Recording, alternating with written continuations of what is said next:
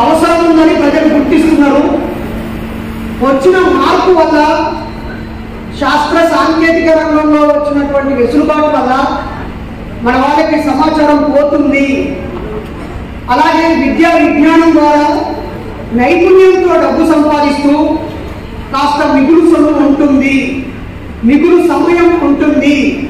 వాళ్ళ సమయాన్ని, వాళ్ళ డబ్బుని, వాళ్ళ అనుభవాన్ని సమాజానికి అందించడం కోసం చాలా ప్రజా సంఘాలు, అలాగే ఉమ్మడి వేదికలు చాలా చాలా చాలా చాలా అవసరము. దాన్ని గుర్తించడంలో మనమందరం విఫలమవుతున్నాము. ఈరోజు నేను అన్నకు చెప్పాను, ప్రయాణకు ఏ మీటింగ్ పోయినా ఏదో అనుభవాలు, ఈ మధ్య జరిగిన కాంటెంపరీ ఇష్యూస్, బాధలు అన్నీ చెప్పేస్తాం, సరిపోతుంది, ఆడికే సరిపోతుంది. అన్న మీకు వచ్చినప్పుడు కొంచెం హోంవర్క్ చేసుకోవాల్సి వస్తుంది అన్న అని చెప్పారు అన్నకి. నిజం. మీలో ఎంతమంది బాబాసాహెబ్ అంబేద్కర్ అభిమానులు ఉన్నారో చెయ్యలేపండి. బాబాసాహెబ్ అంబేద్కర్ అభిమానులు ఉన్నవారు చెయ్యి తినిపోయండి.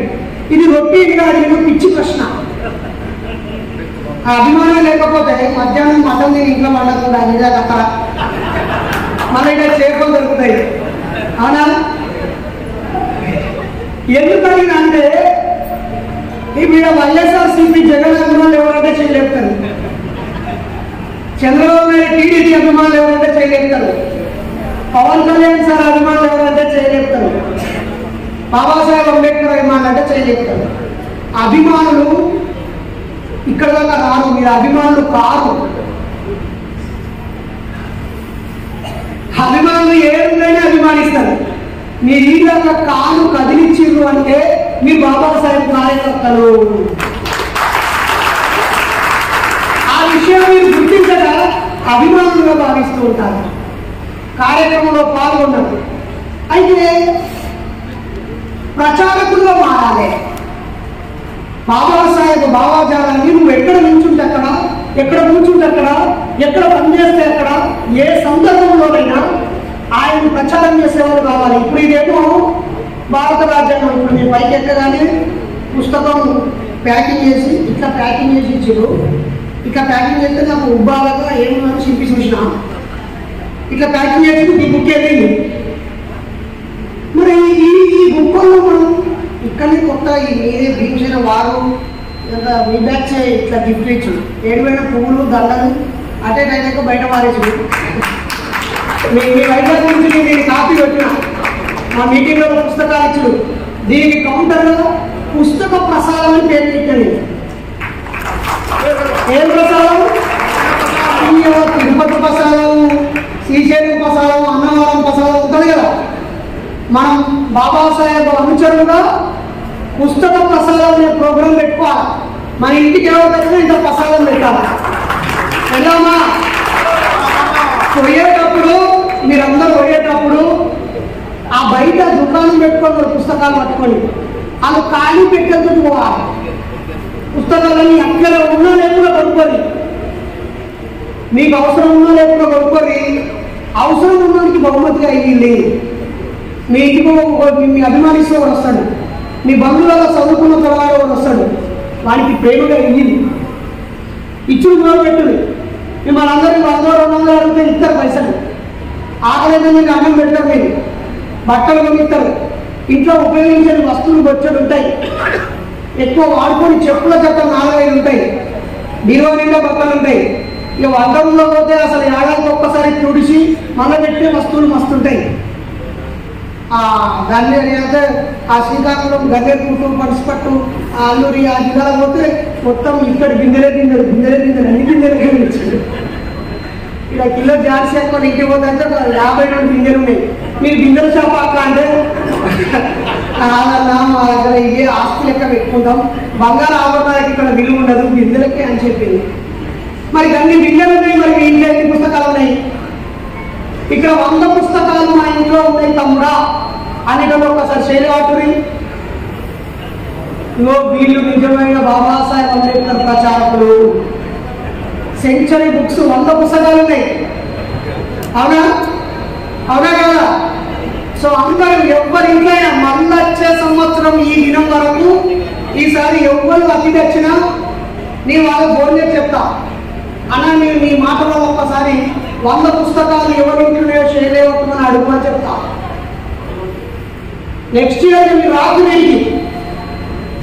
మీటింగ్ రాత్రి మీరు 100 పుస్తకాలు లేకపోతే ఈ కాంచెల్లి జీతం పడ్డప్పుడల్లా, ఇంటికాడ ఫంక్షన్ అయినప్పుడల్లా, పుట్టినరోజు పెళ్లి రోజు ప్రమోషన్ వచ్చిందంటే పుస్తకాలు కొనుక్కోవాలని పెట్టుకోరు. ఖాళీ ఉన్నప్పుడు అదే చదువు మొదలవుతుంది. చదువుతారు, ఖచ్చితంగా చదువుతారు, ఖాళీ సమయం ఉంటుంది. కాబట్టి వచ్చే సంవత్సరం మళ్ళీ ఇలా కూర్చోవాలంటే మా ఇంట్లో 100 పుస్తకాలు ఉన్నాయని అనుకొని రావాలి ఇంటికి. సరేనా? నేను ప్రయత్నిస్తాను తమ్ముడు అనేటప్పుడు చేయలేకపోయి, నేను ప్రయత్నిస్తాను మా ఇంట్లో 100 పుస్తకాలకు మిమ్మల్ని జస్ట్ కొనుక్కుని పెట్టుకోమంటానా, తర్వాత చదువు అదే అవుతుంది. 100 పుస్తకాలు బాబాసాహెబ్ రాసి లేక మా ఏమో కొనుక్కొని ఇంట్లో పెట్టుకోవడం నాకు ఇబ్బంది అవుతుంది, చదవడమే కష్టమవుతుంది. కానీ బాబాసాహెబ్ రాసి కంటే ఆలోచించాలి, రాయాలి, దాంట్లో లోటుపాట్లు చూడాలి, పైసలు సమీకరించుకోవాలి, ముద్రించాలి, అందించాలి. ఇన్ని గోసలు పడ్డాయి. మరి మనం వాటిని చూడకపోతే ఆయన ఎట్లా అర్థం చేసుకుంటాం? జై జగన్ అనేటప్పుడు అటు ఇటు ఊపు, జగనన్న తోపు అనేటప్పుడు పవన్ కళ్యాణ్ జై అంటే జై అని పాలపాకిట్లు పోషకులకు మనకు తేడా ఏమున్నది? అభిమానులే కదా. అభిమానులు ఖచ్చితంగా కార్యకర్తలు కావాలి, అనుచరులుగా మారాలి, ప్రచారకులుగా మారాలి, ప్రతిరూపంగా మారాలి, వారసులుగా తయారు కావాలి. బాబాసాహెబ్ అంబేద్కర్ చనిపోతూ నా కడుపులో పుట్టినోళ్ళే నా వారసులు అనుకోకండి, నా అక్షరాలే వారసులు, మీకు మార్గనిర్దేశం చేసే నా అక్షరాలే చెప్పారు. ఇప్పుడు ఆయన గురించి నేను చెప్తే నేను నాస్తికుని కాబట్టి నాస్తిక కోణంలో చెప్తా, ఈ అన్న బుద్ధిస్ట్ కాబట్టి బుద్ధిస్ట్ కోణంలో చెప్తాడు, సార్ కమ్యూనిస్ట్ కాబట్టి కమ్యూనిస్ట్ కోణంలో చెప్తాడు. ఇంకా బగాలను అని అలా చికెన్ ముక్కలు వేస్తే చికెన్ బిర్యానీ అవుతుంది, మటన్ ముక్కలు వేస్తే మటన్ బిర్యానీ అవుతుంది. అదే బర్రె మాంసమో ఎద్దు మాంసమో వేస్తే అది బీఫ్ బిర్యానీ అవుతుంది. బిర్యానీ బగాలో రెడీ ఉంటుంది, ఏ ముక్కలైతే ఆ బిర్యానీ అయిపోతుంది. బాబాసాహెబ్ గట్టి తయారైంది. ఇప్పుడు ఎవరు అయితే వాళ్ళే, ఎవరు అనుకూలంగా వాళ్ళు దాన్ని తిప్పేసేతను ఉమ్మడి ఆస్తి అయిపోయింది ఆయన. అది కూడా కొంచెం మంచిదే అయింది. కాకపోతే ఇప్పుడు మనం ఆయన అక్షరాలను చదవకుండా ఆయన ఒరిజినల్గా ఏం చెప్పిండో నాకు అర్థం కాదు. ఆయన ఒరిజినల్గా ఏం చెప్పిండో నేను మాట్లాడినా, ఐలయసార్ మాట్లాడినా, వెంకట రాజేష్ మాట్లాడినా, కర్రే కృష్ణన్న మాట్లాడినా, కాశీమన్న మాట్లాడినా, సుదర్శన మాట్లాడినా, ఇక్కడ ఉదయభాస్కరన్ మాట్లాడినా, ఇంకెవరు మాట్లాడినా మా మీద దాడులు చేస్తారు. అరే నువ్వు ఎక్కడో రాసి అంబేద్కర్ మూలం పెడితే ఆ వాక్యాన్ని తీసుకొచ్చి హైలైట్ పెట్టి దాన్ని స్పష్టంగా గుచ్చి చెప్పడం వల్ల వీళ్ళు రెచ్చిపోయి మేము దోషం అయిపోతున్నామని భయానికి గురైన దాడి ఎత్తారా? అదే అందరం అను చదివితే ఎంతమంది అంటాడు మనం ఏం చేయలేదు. నిజమే కాదు, మేము భారత రాజ్యాంగం మనం చదవాలి, చదువుతున్నాం. ఇప్పుడు యూట్యూబ్లో అందుబాటులో ఉంది, రకరకాల వెబ్సైట్లు కూడా ఇస్తున్నాయి. మీరు ఏఐకి నాకు ఈ బుక్ మొత్తం చదివి పెట్టుమని చెప్తే మేము చేసే యూట్యూబ్ వీడియోలు కూడా దక్కలేదు. మీకు ఏఐకి టాస్క్ ఇస్తే ఒక్కొక్క ఆర్టికల్ నెంబర్ చెప్పేస్తే దాని సబ్సెక్షన్స్తో పాటుగా దాంట్లో వచ్చిన అమైన్మెంట్తో పాటుగా మొత్తం మీకు వినుకుంటూ వాళ్ళు అర్థం చేసుకోవచ్చు. అంత అందుబాటులోకి వచ్చేసింది. కానీ ఈ ఒక్క బుక్ నేను చదవమంటే నేను రాజ్యాంగం చదవకూడదు. అసలు ఇది ఎందుకు రావాల్సి వచ్చిందో ఇక ఈ బుక్ చదువుతుంది.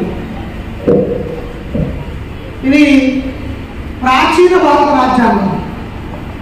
ఇది ఒక ప్రాచీన భారత రాజ్యాంగం. ఇది ఈ బుక్ చదివితే ఈ బుక్ విలువ తెలుస్తుంది. నువ్వు చీకట్లో గడుపుతేనే పగలు వెలుతురు విలువ తెలుస్తుంది. నువ్వు కష్టం అనుభవిస్తేనే సుఖం విలువ తెలుస్తుంది. ఈ రాజ్యాంగం రాకముందు మనం ఈ రాజ్యాంగం ఏం చేసిందో చదివితే అప్పుడు ఈ బుక్ విలువ తెలుస్తుంది. ఎక్కడుందో వెతుక్కుని అక్షరం తాకి బుర్ర పెట్టి చదివి బుర్రకెక్కించుకుంటాం. ఇప్పుడు ఎంతసేపు రాజ్యాంగం చదువుని చదువుని చదువుని అని అందరూ చెప్తారు. ఇది కాదు చదవాల్సింది. దానికంటే ముందున్న ప్రాచీన రాజ్యాంగం ఇదే మనువాదము, మను అధర్మ శాస్త్రం. ఇది సనాతనవాదుల రాజ్యాంగము. వేల సంవత్సరాలు ఈ దేశాన్ని కులాల వారిగా మతాల వారిగా రకరకాల డిస్క్రిమినేషన్ చేసి, ఉత్పత్తి కులాలకు విలువ లేకుండా చేసి, పని చేసిన వాళ్ళకు విలువ లేకుండా చేసి, సోమరిపోతులకు పట్టం కట్టి, కొద్ది మంది చేతిలోనే భూమి సంపద పెట్టి, కొద్ది మందికే రాజ్యాధికారం ఇచ్చి, కొద్ది మందినే రాజులను చేసి, పైన ఉన్న బ్రాహ్మణులు తప్పు చేస్తే ఒక రకమైన శిక్ష, రాజులు క్షత్రియులు తప్పు చేస్తే ఒక రకమైన శిక్ష, కోమటి వాళ్ళు వైశ్యులు తప్పు చేస్తే ఒక రకమైన శిక్ష, శూద్రులు తప్పు చేస్తే ఒక రకమైన శిక్ష, అతి శూద్రులు తప్పు చేస్తే ఒక రకమైన శిక్ష అని ఈ బుక్కు మీద అడుగులో రాసి పెట్టి, ఆడవాళ్ళు అసలు మనుషులే కాదు, వాళ్ళకు స్వేచ్ఛ అక్కర్లేదు, సమానత్వం అక్కర్లేదని ఈ బుక్కు చెప్పింది. ఈ బుక్కును చదివితే అప్పుడు అక్క ఈ బుక్కు ప్రతి రూపాయలకు బొట్టు పెట్టి దీపం పెట్టి ఉపాసం ఉన్నప్పుడు బంద్ చేసి, ఇగో మాకు బతుకునిచ్చింది బీనా, ఓహో పూరేసావా, మాకు మా మెదడుకున్న బానిసత్వాన్ని కురిపేసింది అని నువ్వు ఈ బుక్కు చదివితే నీకు ఈ బుక్కుల కాడికి తీసుకపోతాను. ఈ బుక్కుల కాడికి నువ్వు పోయినావంటే నేను ఎవరు ఆపలేదు. ఈరోజు యూట్యూబ్లో మేము ఒక వీడియో పెడితే నచ్చనోడు కొన్ని తిట్టుకుంటూ కామెంట్ పెడతాను. ఇంకా తెలివైనడు ఏదో ఒక కారణం చెప్పి మహానుభావుల పేరుతో నా మీద 1100 కూడా కేసు పెట్టిరట. ఒక్కటాగుండా ఇందాక అన్న చెప్తున్నాడు కదా, తమ్ముడు అరెస్ట్ అయ్యి జైల్లో ఉంటే మేము ధర్నా చేసినామని. వాడు అన్ని కేసులు పెట్టినాడు. వాడు ఈ బుక్ చదివాడు, రాజ్యాంగ బుక్ చదివాడు. కాబట్టి ఈ సెక్షన్ ఆధారంగానే కూడా శిక్షించచ్చు. ఈ పాత గ్రంథం ప్రకారంగా శిక్షించలేదు. ఎందుకంటే మేము మీరు ఎక్కడ ఎత్తలేదు కదా. కాబట్టి మీరందరూ తప్పనిసరిగా ఒక 1000 సంవత్సరాలు వెనుకకు పోయి అప్పుడు ఈ సమాజ నిర్మాణం గురించి మనల్ని మనువాదులు ఏం రాశారో చదివితే అప్పుడు ఈ పుస్తకం మీకు దొరుకుతుంది. ఇది 2000 సంవత్సరం వరకే ప్రపంచం ముంగట పెట్టిన బుక్. ఇది రాసిన నన్ను ఆగం చేసిన బుక్ ఇదే. మనిషి కూడా ఇదే దొరికింది నాకు. ఈ బుక్ రాసిన ఆయనే నన్ను ఆగం చేసిన ఆయనే సార్. నేను హిందువులు ఎట్లయితా, ఈ బుక్ పేరు నేను హిందువులు ఎట్లయితా అన్నాడు. మీకు మీరు ప్రశ్న వేసుకొని నేను హిందువులు ఎట్లయితా అని వేసుకొని మీరు పాటిస్తున్నారా? మన ధర్మాన్ని పాటిస్తున్నారా? వేదాలను అనుసరిస్తున్నారా? వేదాంగాలను అనుసరిస్తున్నారా? ఉపనిషత్తులను అనుసరిస్తున్నారా? వైదిక ధర్మాన్ని పాటిస్తున్నారా? మీ పుట్టుక ఎలా జరిగింది? ఆ జరిగిన పుట్టుక ప్రకారంగా మీరు ఏ జాతికి చెందిన వాళ్ళు, మీ బతుకేంటో మీకు తెలిస్తే ఈ సారన్నది నేను ఎట్లయితా అనే అనుమానంతో ఆన్సర్ దొరుకుతుంది. దీని ఆన్సర్ మీకు దొరకాలంటే మహాత్మా పూలే దగ్గరికి పోవాలి. మహాత్మా జ్యోతిరావు పూలే దగ్గరికి మనం పోకపోవడం వల్ల బాబాసాహెబ్ మనకు ఏం మార్గం చూపించాలో తెలియట్లేదు. ఓన్లీ పూలే దగ్గర పోయి రాకపోతే మీకు అడ్రస్ దొరకదు. మీరు ఓన్లీ ఇలా కత్తారు కడితే ఈ భవన్ దాకా రాదు. మళ్ళా అవసరంగా రమాదాకిస్తానే దూరంగా తిరుగుతుంది. మళ్ళీ బాబాసాహెబ్ భవనం మీకు దొరకాలంటే మళ్ళా బుద్ధుని తాత కాడికి పోవాల్సిందే. బుద్ధుని ఆయన చనిపోయే ముందు రాసిన బుద్ధ అండ్ హిస్ ధమ్మ బాబాసాహెబ్ రాసిన పుస్తకం, చివరి పుస్తకం. రాజ్యాంగం కంటే మంచి పుస్తకం అది. మళ్ళీ చెప్తాను, భారత రాజ్యాంగం కంటే మంచి పుస్తకం పేరు పేరు మళ్ళొకసారి ఎవరి రాజ్యాంగం మీటింగ్ లో రాజ్యాంగం కంటే పెద్ద పుస్తకం గురించి చెప్తాగా. నిజమే, ఈ రాజ్యాంగం అనే పుస్తకము ఓట్లలో ఎవరు నిలబడాలి, ఎంత వయసు ఉండాలి, వాడు ఎట్లా ఎన్ని ఓట్లతో గెలుస్తాడు, ఓట్లు ఎవరికి ఇవ్వాలి, భక్తుడు ఎట్లా, పరిపాలన ఎట్లా, న్యాయ వ్యవస్థ ఎట్లా, పోలీస్ వ్యవస్థ ఎట్లా, ఈ రాష్ట్రాలు ఎట్లా, అసెంబ్లీ, స్పీకరు, రాష్ట్రపతి, ఎమ్మెల్యే, ఎంపీ, వార్డు మెంబరు, ఈ గ్రామాలు విభజన మొత్తం అంతా మనల్ని అడ్మినిస్ట్రేషన్ చేయడానికి ఒకవేళ చేసేటప్పుడు ఎక్కువ తక్కువ అయితే న్యాయపరంగా ఎలా మనం పొందాలో ఇది చూపిస్తుంది. కానీ ఈ బుక్ మనం ఎట్లా బతకాలో చూపించది. వినబడిందా? ఈ బుక్ మనం ఎట్లా బతకాలో చూపించది. నిజమిది. ఇందులో మత స్వాతంత్రం హక్కు అనే ఒక హక్కును కూడా మహానుభావుడు ఆ రోజుల్లో అందరి కోసం పెట్టింది. ఇక మరి ఈ బుక్ ప్రకారం బతకాలని నీ ఇటువంటి మతంలో బతకమని చెప్తాను. మరి నీ మతంలో నువ్వు బతికినాక నువ్వు హైందవ మతంలో ఉంటే నిన్ను మనిషిగా ఎందుకు చూస్తారు? అస్పృశ్యుడిగా చూస్తారు. ఈ అస్పృశ్యుడు అంటే ఏంటిది? అంటరానివాడు అంటే ఏంటిది? నిమ్న జాతులు అంటే ఏంటిది? దళితులు అంటే ఏంటిది? పీడితులు అంటే ఏంటిది? వెనుకబడిన వాడు అంటే ఏంటిది? ఇవన్నీ చాలా పదాలు మార్పుకుంటూ వచ్చినాయి. బాబాసాహెబ్ పుస్తకాలు రాసేటప్పుడు అవర్ణులు సవర్ణులు అనే పదాలు వాడేవి.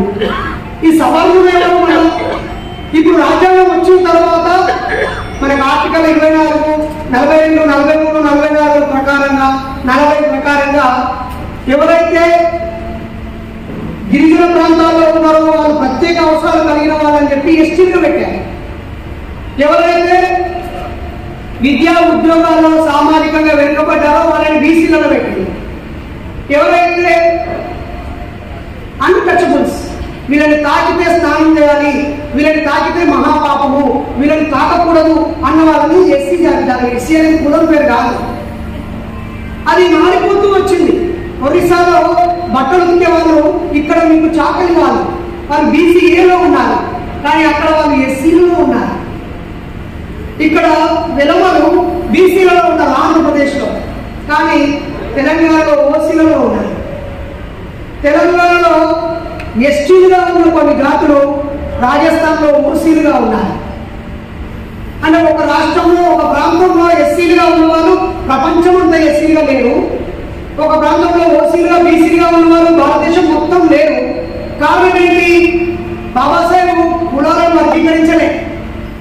ఈ సామాజిక ఆర్థిక పరిస్థితుల రీత్యా రాష్ట్రపతికి, ఇంకా రాష్ట్రపతి మారడు, ఒక కాన్స్టిట్యూంట్ గా ఉంటారు, ఒకరి తర్వాత ఒకరు ఎక్కేసి నిండుతూనే ఉంటుంది. ఎప్పటికీ ప్రధానమంత్రులు అంటే మారుతూ ఉంటారు. కాన్స్టిట్యూషనల్ బాడీ కాబట్టి రాష్ట్రపతికే అవకాశం ఇచ్చింది. కానీ మనం ఇప్పుడు ఏం చేస్తున్నాము? ఈ భారత రాజ్యాంగంలో ఎంత మంచి టైటిల్, ఆ టైటిల్ ఇది చూడగానే ఏందో ఇంత ఇంత గట్స్ ఉన్నాయా, ఇంత దమ్ముంటే కదా టైటిల్.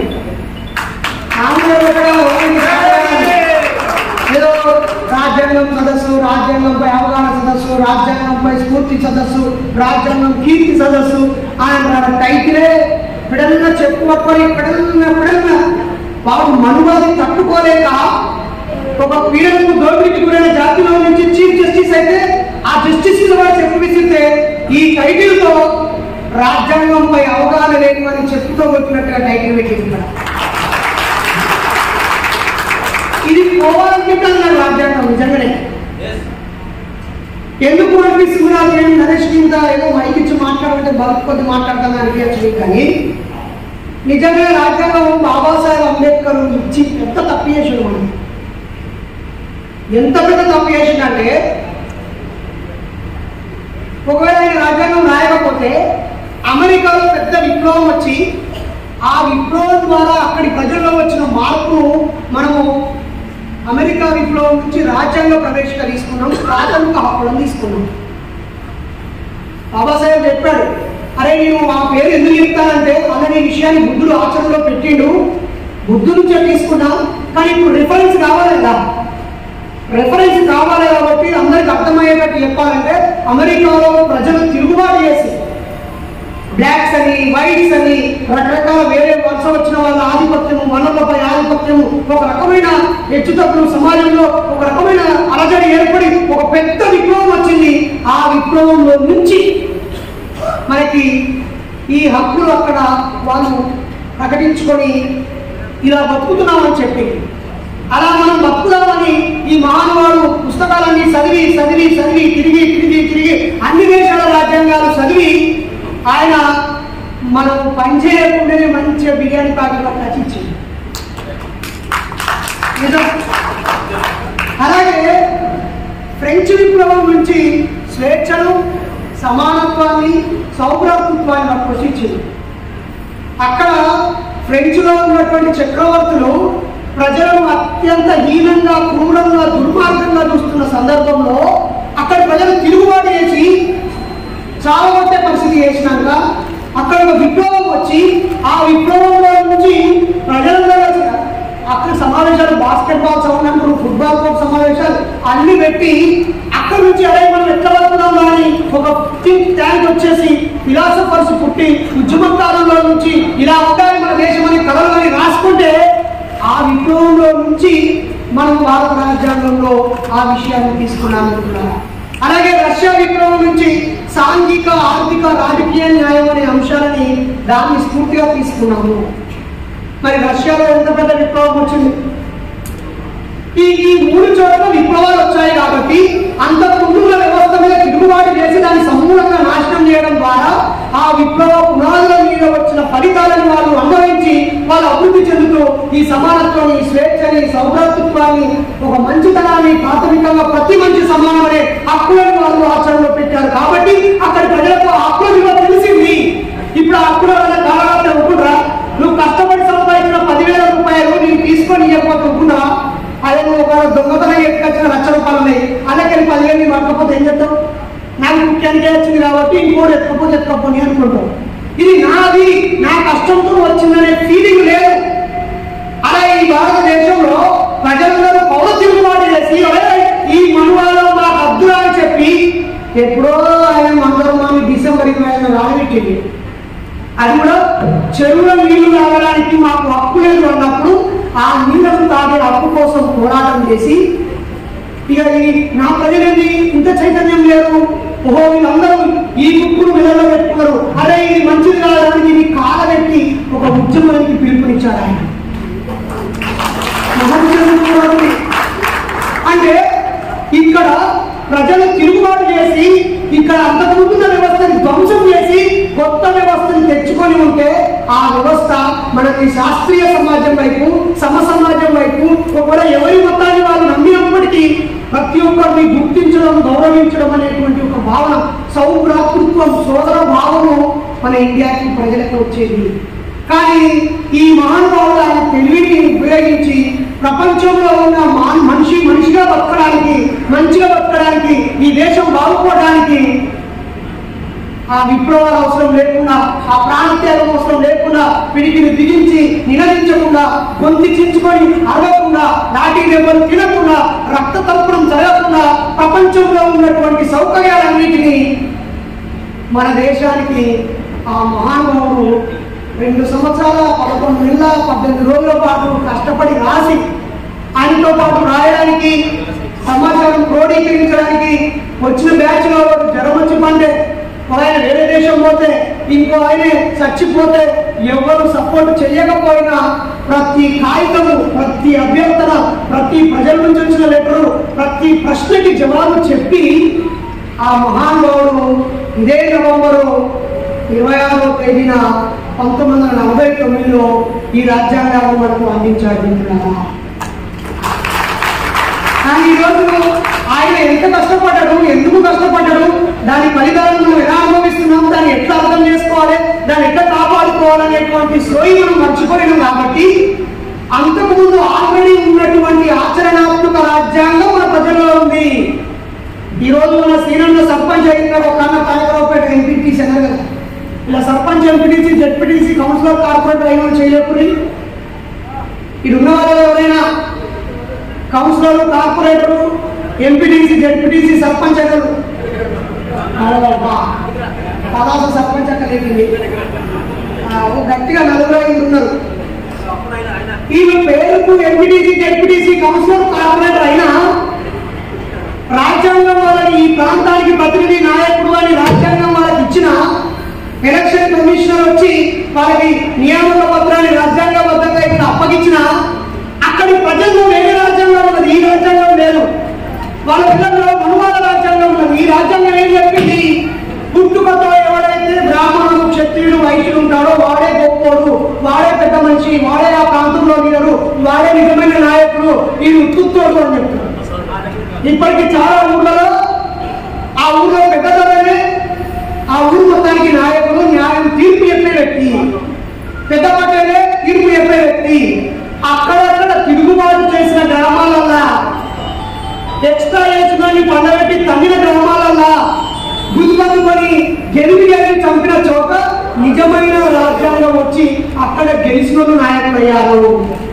అతి కొద్ది మంది మాత్రమే రాజ్యాంగబద్ధంగా గెలిచిన నాయకులుగా ఉన్నారు. ఇప్పటికీ గ్రామాల్లో పల్లెల్లో నుంచి ప్రధానమంత్రి పోస్ట్ దాకా కులాలను బట్టి, వర్ణాలను బట్టి సోషల్ యాక్సెప్టెన్సీలో నుంచి గిడకు వస్తున్నారు. కానీ బాబాసాహెబ్ అంబేద్కర్ అమాయకుడు ఆ రోజు అన్నారు, ఈ రాజ్యాంగం ఇచ్చి ఆ 26 నవంబర్ రోజు రాజ్యాంగం ఇచ్చేసి ప్రశాంతంగా పోయి ఇంకా తిని పండుకొని మరి దీన్ని ఎప్పటికీ ఓకే చేద్దామంటే ఇప్పుడు సంపూర్ణ విప్లవం అన్నది కదా 26 జనవరి. ఇది ఒక నెల రోజులు ఆగి డిసెంబర్ 26 జనవరి 26 2 నెలలు ఆగి దీన్ని మనం ప్రకటించుకుందాం అంటే ఆ రోజు బయటికి నవ్వుకుంటూ వస్తుండే అంబేద్కర్ కృపాలని కానీ అడుగుతాయి. ఏమో అంబేద్కర్ బాగా హుషారు పొందుతున్నాను ఇన్నదాకా అందరూ అడ్డకొచ్చని లేచి నేను ఆడికి చెప్పలేక జుట్టంతా పోయింది ఇది. ఆ ఎప్పుడు మొహమ్మద్ చికాకు పెట్టుకొని ఆవేశంతో టెన్షన్ ఉండేది. ఇప్పుడేమో చాలా ఖుషిగా బయటకు వచ్చినావు, ఏం సంగతి అంటారు. అనగా ఏమన్నాడే, గోడ మీద రాసి పెట్టుకోర్రి, నా ప్రజలు ఎప్పుడైతే రాజ్యాంగాన్ని చదువుతారో అర్థం చేసుకుంటారో అప్పుడు మీ నూకలు చెల్లితగా పడతలా.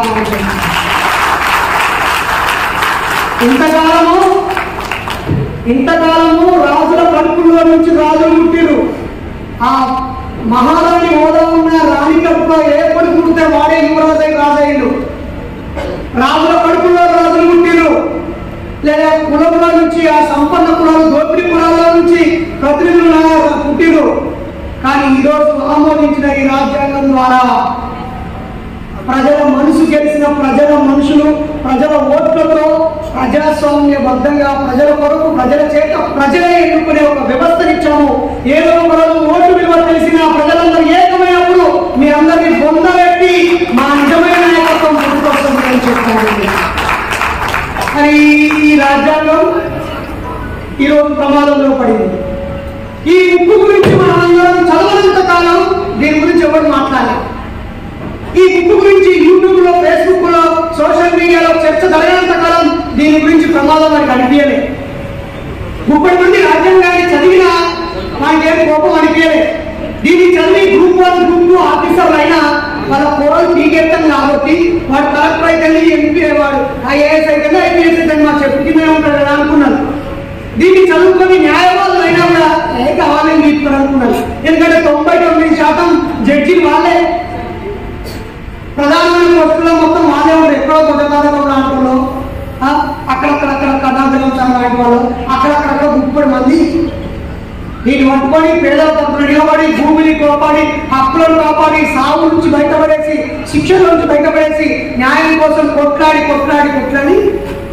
ఉన్నారు. కాబట్టి న్యాయవాదులు రాజ్యాంగం జరిగినా నష్టం లేదు.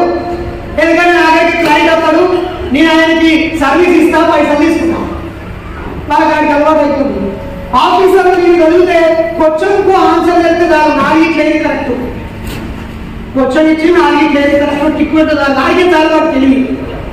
కానీ ఎప్పుడైతే సామాన్య ప్రజలు ఈ రాజ్యాంగాన్ని చదువుతున్నారో, ఎప్పుడైతే సోషల్ సబ్జెక్ట్ స్టూడెంట్స్ కాకుండా అన్ని రకాల ఉద్యోగస్తులు, కార్మికులు, కర్షకులు, మహిళలు అందరూ ఈ రాజ్యాంగం గురించి, ప్రాథమిక హక్కుల గురించి, స్వేచ్ఛ గురించి, సమానత్వం గురించి, అస్పృశ్యత అంతరాంతర నిర్మూలన గురించి, రాజ్యాంగ పరిహారపు హక్కు గురించి ఎప్పుడైతే సామాన్య ప్రజలు ఈ బుక్ను చదివారో, వీళ్ళు ప్రజలకి ఈ బుక్ విలువ తెలిసిపోయింది కాబట్టి ఈ బుక్ను తీసేసి మళ్ళీ మళ్ళా పాత బుక్నే తీసుకురావాలని చెప్పి మళ్ళీ ఇప్పుడు వాళ్ళకు మండుతా ఉంటున్నారా?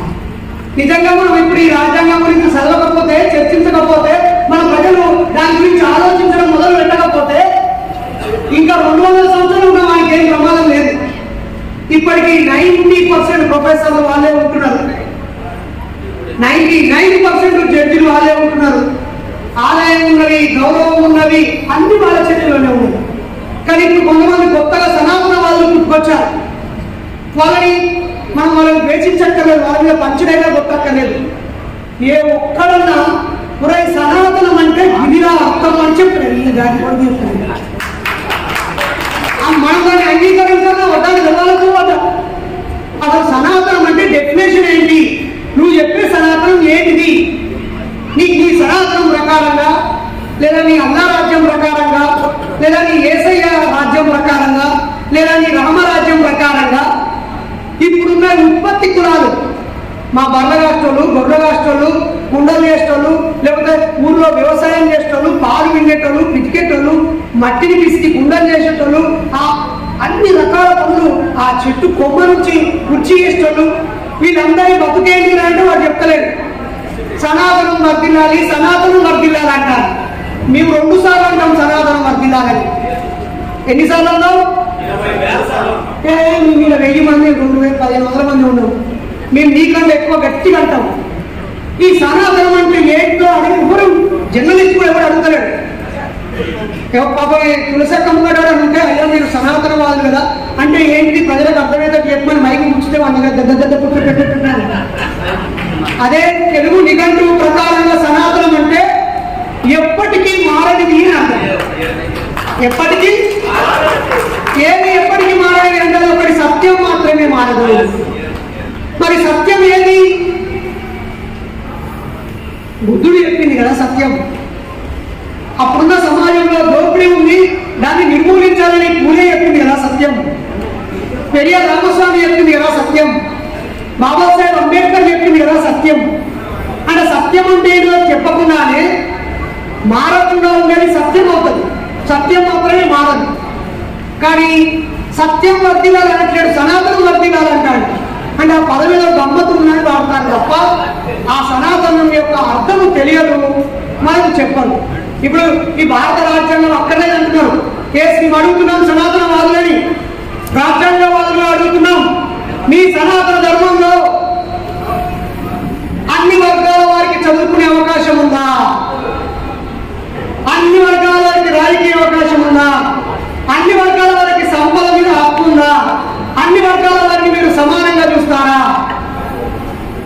ఆ కన్నప్పుడు వారు ఏమంటారంటే ఇగో ఈ శ్లోకంలో ఏమనుందంటే అసలు ఈ వర్ణాలన్నీ మీరందరూ అనుకుంటున్నట్టుగా వాళ్ళు చేసేదాన్ని బట్టి ఉండదు. బ్రహ్మ తలము నుండి బ్రాహ్మణులు, భుజాల నుంచి క్షత్రియులు, పొట్ట నుంచి కోమటి వాళ్ళు, పాదాల నుంచి శూద్రులు, ఈ పై వాళ్ళకి అక్రమ సంబంధంతో అతిశూద్రులు పుట్టారనేది కాదు. జ్ఞానంలో బ్రాహ్మణత్వం ఇస్తాము అంటారు. ఈ కుల నిర్మూలన పుస్తకంలో బాబాసాహెబ్ రాసిండు. ఇక ఈ చివరి 2 పేజీలు చదివితే చాలు, మొత్తం పుస్తకం చదవక్కర్లేదు. మరి వీళ్ళ లెక్క ప్రకారంగా అయితే కంచెని బ్రాహ్మణత్వం ఇవ్వాలి కదా, ఇవ్వాలి కదా. మరి ఇది ఇంకా ఇస్తలేరు. అరే ఐఏఎస్లు ఐపీఎస్లు అయితే దేశంలో ఉన్నత చదువులే కదా. వాళ్ళ ఐఏఎస్ ఐపీఎస్ సర్టిఫికెట్ తో పాటు మా సనాతన ధర్మం ప్రకారంగా ఈ రోజు నుంచి మీరు జ్ఞాన ప్రతిరూపులు, మీరు బ్రాహ్మణత్వం మీకు ఇస్తున్నామని ఒక మెకానిజాన్ని మీరు డెవలప్ చేయాలి. మనం కష్టం చేసామో, పొదుపు చేసామో, సంపాదించింది దాచిపెట్టో, సంపద కూడగడితే మరి ఇక్కడ వైద్య సర్టిఫికెట్ ఇవ్వలేదు కదా. మనలో వీరత్వం చూపించి నాయకత్వ పటిమతో యుద్ధాన్ని జయించినటువంటి భీమా కోరేగాం వీరులు ఉన్నారు, మహాన్ బెటాలియన్. మరి వాళ్ళకు క్షత్రియ హోదా ఇచ్చిన ఈవెన్ శివాజీ ఎత్తుకు పై ఎత్తేసి శూద్ర రాజుగా చక్రవర్తిగా విజయాన్ని సాధిస్తే మరి ఆయన చక్రవర్తి హోదా ఇచ్చారా? కనీసం అప్పుడు ఉన్నటువంటి సనాతనవాదులు ఆయనకు వీరత్వం కింది కిరీటం పెట్టడానికి కూడా ఎవరు ముందుకు రాలేదు. అత్యంత కిరాతకంగా ఆయనని అవమానించింది. మరి ఎప్పుడు సాధ్యమైంది? అందుకే 1936లోనే కుల నిర్మూలన అనిహిలేషన్ ఆఫ్ క్యాస్ట్ అనే పుస్తకంలో బాబాసాహెబ్ అంబేద్కర్ చెప్పాడు, మేము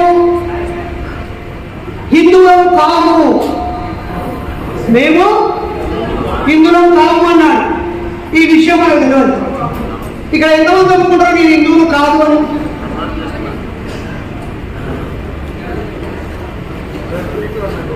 మీరే చెయ్యొచ్చింది కదా, కథమే రేపటి నుంచి అండి మీ పని. ఇక మీరు పాకిస్తాన్ పోరు అంటాడు వాడు, లేకపోతే మీరు కిరస్థాన్ దేశం పోరు అంటాడు. మరి అదే మాకు మొత్తం తెలియదు కదా, మేము ముస్లింలమైనా మాకు అసలు ఉర్దూ రాదు, మేము ఎట్టుకోవాలంటే వాడికి సమాధానం పోవట్లేదు అంతే. వాడికి విచ్ఛిన్న తరమే. నిజంగా కూడా ఒక వ్యక్తి ముస్లిం సోదరుడు వచ్చి నేను మీ సనాతన ధర్మాన్ని అంగీకరిస్తున్నాను, మీ మతంలోకి నేను వస్తాను అని అడిగితే వెల్కమ్ చేసే డోర్ లేదు ఈ ధర్మంలో. ఈ ధర్మం నుంచి వెళ్ళిపోయే అసలు ఈ ధర్మం మతం, వాళ్ళు ధర్మం అంటున్నారు, మనం ధర్మంతో మనకు వెళ్ళలేదు. హిందూ ధర్మంతో మనకు ఏ పేచీ లేదు. అందరేనండి, హిందూ ధర్మం గొప్పదే, హిందూ మతం చెడ్డది. వాళ్ళే చెప్తారు కదా మాది మతం కాదు ధర్మము అని. చలో నీ ధర్మం గొప్పదే, ధర్మం ఏదైనా ధర్మమే, కానీ దానికి నువ్వు మతం ధర్మం కాబట్టి మీ మతాన్ని ప్రశ్నిస్తున్నాము. ఆ మతం మీద ఫైట్ చేసి ఈ మహానుభావుడు 1956లో ఇక చచ్చిపోవడానికి 2 నెలల ముంగట అక్టోబర్ 14, నవంబర్ బతికిండు, డిసెంబర్లో చచ్చిపోయాడు. 1956 బాబాసాహెబ్ అంబేద్కర్ 65 ఏళ్ళు బతికిండు. ఆయన ఇక విసిగి వేసారి రాజ్యాంగం ఇచ్చినాక 5 ఏళ్ళు 6 ఏళ్ళు చూసి ఆ తర్వాత అనేక సూచనలు చేసి ప్రజల్లోకి వెళ్ళి ఇక నా వల్ల ఎక్కలేదు అని చెప్పి ఎక్కడో యోగా మహాసభలో ప్రకటించిండు.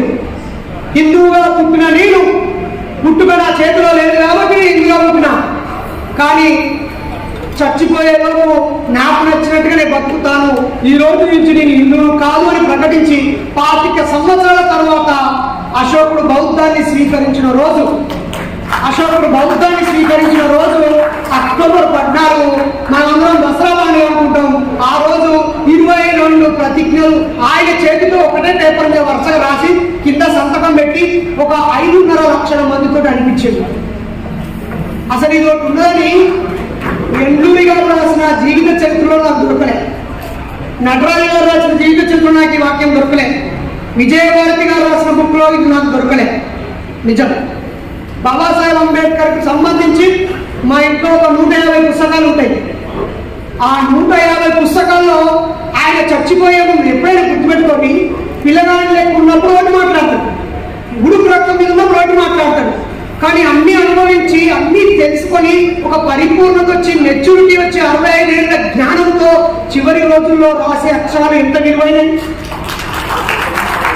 మెచ్యూరిటీ వచ్చినాక మాట్లాడే మాటలు ఎంత విలువైనవి, బాగా అనుభవం వచ్చినాక రాసే అక్షరాలు ఎంత విలువైనయా కావా? మరి ఈ విలువైన వాక్యాన్ని మనము ఒక్కసారన్నా చూసినామా? నాకు బాబాసాహెబ్ చనిపోయే ముందు 2 నెలల ముందట 22 ప్రతిజ్ఞలు రాసి సంతకం పెట్టింది, నేను చదివాను తమ్ముడు అని ఒకసారి చేయలేపండి.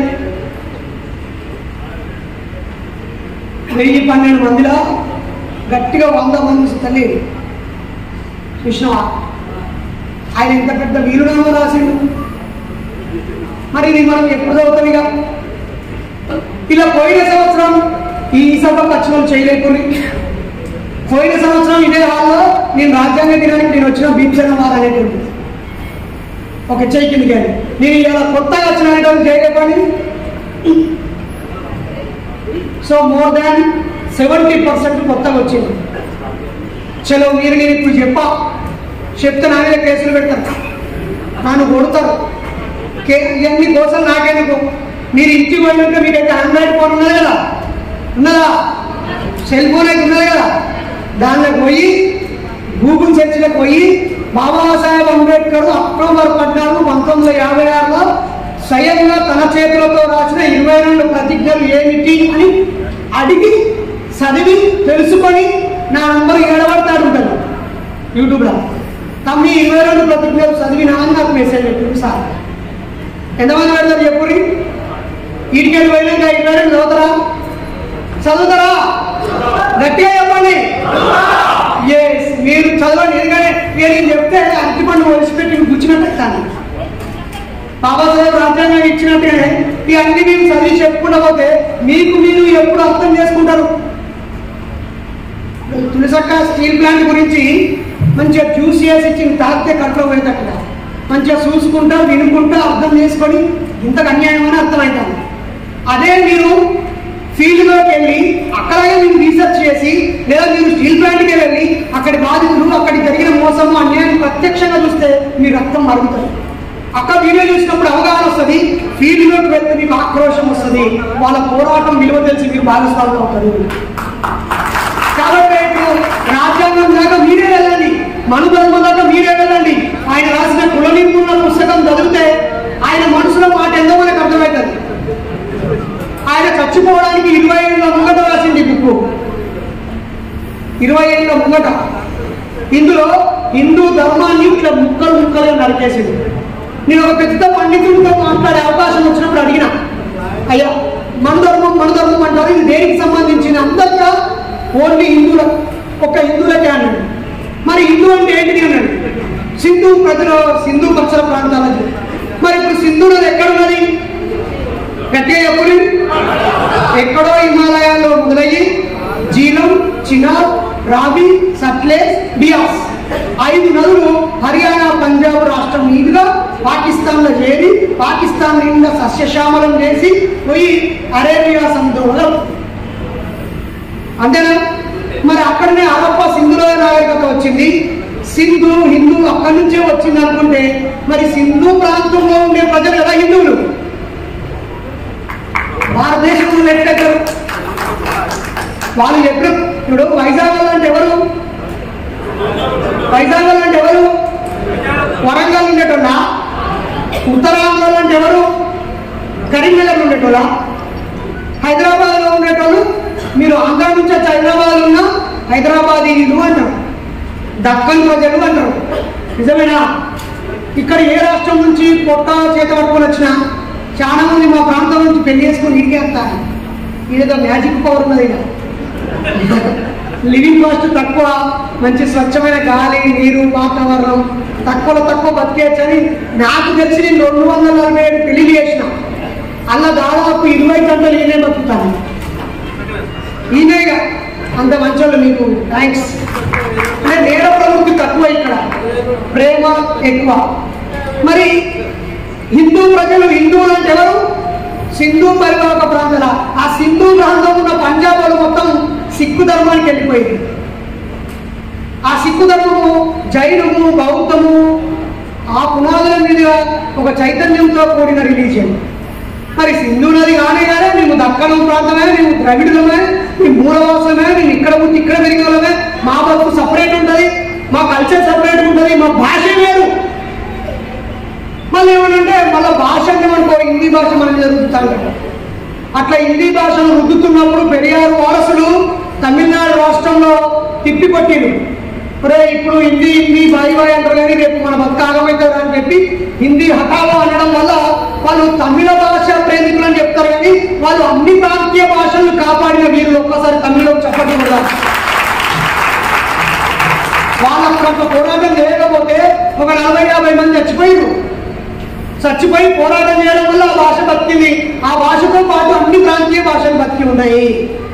లేకపోతే వాళ్ళ కబంధ హస్తాలకి వెళ్ళిపోయేది మిత్రులారా, నిజం. కానీ హిందూ అందరూ హిందూ ప్రాంతంలో మనం బతుకలేము. మళ్ళీ ఇప్పుడు కొత్తగా మనందరినీ రామరాజ్యం అంటారు.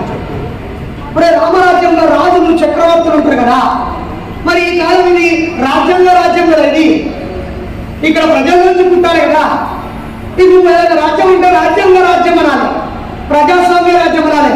అనగానే వాడు తప్పులు వేసి లౌకికాలే పదం తీసేయాలి, అసలు సెక్యులరిస్టులు కొట్టాలి, నరకాలి, పీకాలని మాట్లాడతారు. ఇప్పుడు నేను మమ్మల్ని నరకకు, కొట్టకు, తిట్టకు, నువ్వు నీ గొప్పతనం ఏదో చెప్పు, అందరూ పలుకపో. నీ మా రాజ్యాంగం గొప్పతనం చెప్తాం 10 గంటలు 100 గంటలు, నువ్వు ఈ మనువాదం గొప్పతనం చెప్పు, నీవు 1,00,000 గంటల టైం ఇస్తావు. ఒక్కడన్నా మా వాడు మీది కొత్త చెప్తూ కొట్టిరు మమ్మల్ని.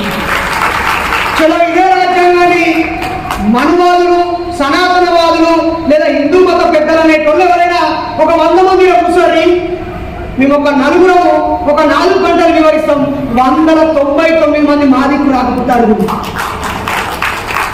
మావాడు ఒక్కడు మీదికి రాడు. ఎందుకంటే ఇది అంత అన్యాయంగా, అక్రమంగా, దుర్మార్గంగా, నీచంగా మనిషి కంటే కుక్కకు, నక్కకు, పందికి వివరించింది. పందికి కుక్కలు గుర్తుకొచ్చింది. ఇది ఎన్నో సంవత్సరం? ఇది 2000 గట్టేపురి 2005 కరెక్ట్ గా 100 సంవత్సరాల క్రితం 1925వ సంవత్సరంలో ఒక గుడి ముంగట, అది కేరళలో, అప్పుడు అది ఉమ్మడి తమిళనాడు రాష్ట్రంలో ఉండేది. కేరళ రాష్ట్రంలో వైకోంలో ఒక శివుడి ఆలయం ఉంటుంది. ఆ ఆలయం ముందటి నుంచి బీసీ కులాల, గౌతమ కులంలో, ఈరవ కులంలో, షాలైన, వడ్లైన, కమ్మరైన, కుమ్మరైన కొంతమంది బాగా చదువుకొని న్యాయవాదులు అయ్యారు. లాయర్లు అయితే న్యాయవాది ఏం చేయాలి? నల్ల కోట్ వేసుకొని ఫైల్ పట్టుకొని కోర్టు పోవాలి కదా. ఈ కోర్టు ఆ గుడి కూడా పోకున్నది. ఈయన ఎప్పటికైనా కేసులని పాపం ఈ పెద్ద మనిషి ఆ గుడి ముంగడికి ఆ కోర్టు కాడికి పోతే వెంటనే ఆ గుళ్ళుగా పూజారులందరూ అడ్డం తిరిగి పురై నువ్వు తక్కువ జాతోనివి, ఇది హిందువుల గుడి, నువ్వు శూద్రుడివి. బీసీలు శూద్రులు గుర్తుపెట్టుకోరు. బీసీలు శూద్రులు తక్కువ జాతోళ్ళు, దళితులు ఇప్పుడున్న భాషలో అర్థం చేసుకోవాలంటే బీసీలు ఎస్సీలు ఎస్టీలు అందరూ దళితులే. దళిత్ అంటే పీడనకు దోపిడీకి అన్యాయానికి గురై మోసపోయిన లేదా తల వంచుకోకుండా ఆత్మగౌరవం కోసం నిలబడి ఎదురు తిరిగి పోరాడిన దళితులు. కాలు మొక్కి కాంప్రమైజ్ అయినాడు, వెలుమలైపోయాడు. గట్టిగా తిరగబడ్డాడు, వెలివేవాడి వాడు మాట్లాడైపోయింది. పోరాటం చేసిన మాదిగ బిడ్డలు ఇక వీళ్ళు అరే వాళ్ళ దగ్గర వచ్చే వాళ్ళు నరికి చంపుతారా అని చెప్పి అని దూరం పెట్టి అనేక రకాల గ్రంథాలలో వాళ్ళ గురించి చెడుగా రాసి వీళ్ళ బుర్ర నిండా చెత్త నింపింది. మరి ఇది ఎప్పుడు మారాలి?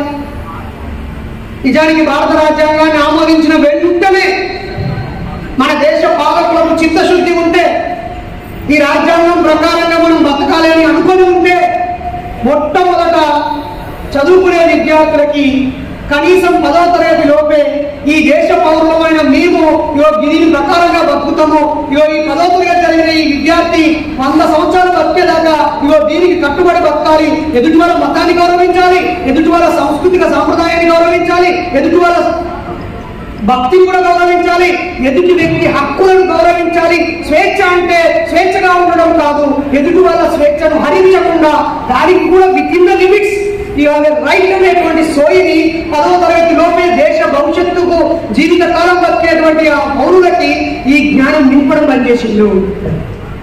వాడు 10వ తరగతి లోపే ఈ రాజ్యాంగంపై అవగాహన ఉంటే కనీసం ట్రాఫిక్ లో ఎట్లుండాలి, నలుగురు మనుషులు ఉన్నప్పుడు ఎట్లుండాలి, ఒక ఆడపిల్ల ఉంటే ఎట్లుండాలి, పీడనకు దోపిడికి గురైన వాడు ఉంటే ఎట్లుండాలి, ఒక నలుగురు ప్రొటెస్ట్ చేయాలంటే ఎలాంటి మద్దతు ప్రకటించాలి, అన్యాయం జరిగితే ఎలా ఎదిరించాలి, చట్ట ప్రకారంగా తనకు కావలసిన న్యాయాన్ని తన ఎలా పొందాలో 10వ తరగతి లోపు మనకి తెలియాలి. మనకి తెలియదు చెప్పడాడు. వానికి సగం చదువు తెలుగు, హిందీ, ఇంగ్లీష్ అని 3 భాషలు చెప్తాడు. అక్కడ దాన్ని కాంచ భూమి సుడంబర చుండి శిరస్పరచ బంధ తరంగ మృదంగ నిస్వన స్ఫుటనట నాలుగు కూడా పరిపూర్ణ కళాపజాలము శీకశగము అంటాడు. ఈ వాక్యం కోసం 3 రోజులు పట్టి ఎప్పుడో 1999లో నేర్చుకున్నా. ఇప్పటిదాకా గుర్తుపెట్టుకుని దీని అర్థం చెప్పండి ఎవరైనా చెప్తారా? ఈ పద్యం కోసం అప్పుడే అసలు అది తెలుగే కాదు. నాకు తెలుగు కోసమే నా బతుకు సగం పొడిచింది. ఇక నాకు తెలుగు మీడియం కాబట్టి ఇంగ్లీష్ అర్థం చేసుకోవడానికి చాలా టైం పట్టింది. ఎప్పుడో 5వ తరగతి 6వ తరగతి ఏబీసీలు పెట్టించింది. నాకు ఇంగ్లీష్ నేర్చుకోవడానికి ఒక కోసం ఇక అసలే అర్థం కాదు హిందీ. మాతృభాష తెలుగునేమో సంస్కృత పద్యాలతో కవులు పండితుల యొక్క ముచ్చట్లతోటి తెలుగు భాషను మనకు సంబంధం లేకుండా రాసిపడించింది. తెలుగు భాషను మన భాష లెక్క నేర్పలే మనకి. పద్యాలు అర్థాలు అర్థ వివరణని చదువు తెలుగు ఆగమైపోయింది.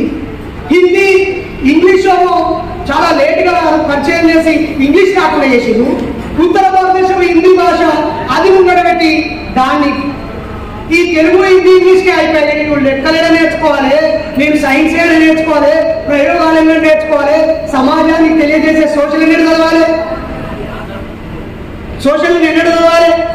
నాకు సోషల్ నాలెడ్జ్ అక్కర్లేదు, నాకు లెక్కల మ్యాథ్స్ టెక్నికల్ నాలెడ్జ్ అక్కర్లేదు, నాకు సైన్స్ అసలు ఇప్పుడు ఓ డిగ్రీ పీజీ పాస్ అయిన వ్యక్తికి నీ శరీరం గురించి చెప్పు, ఏ ఆహారం కరెక్ట్, ఏ పదార్థం తింటే నీకు లోపం ఉంది, ఏ లోపానికి ఏ పరిష్కారం ఈ ప్రకృతిలో దొరికే ఏ పదార్థంతో నువ్వు నీ శరీరాన్ని కాపాడుకోవచ్చు, ఏం చేయాలని 10వ తరగతి లోపు ఈ దేశ పౌరులని రాజ్యాంగం చూపించినటువంటి ఆర్టికల్ 51A ప్రకారంగా శాస్త్రీయ దృక్పథంతో చైతన్యపరిచే విధంగా తీర్చిదిద్దనప్పుడు ఇప్పుడు తయారయ్యే విద్యార్థులందరూ ఏం పని చేయడానికి తయారవుతారు?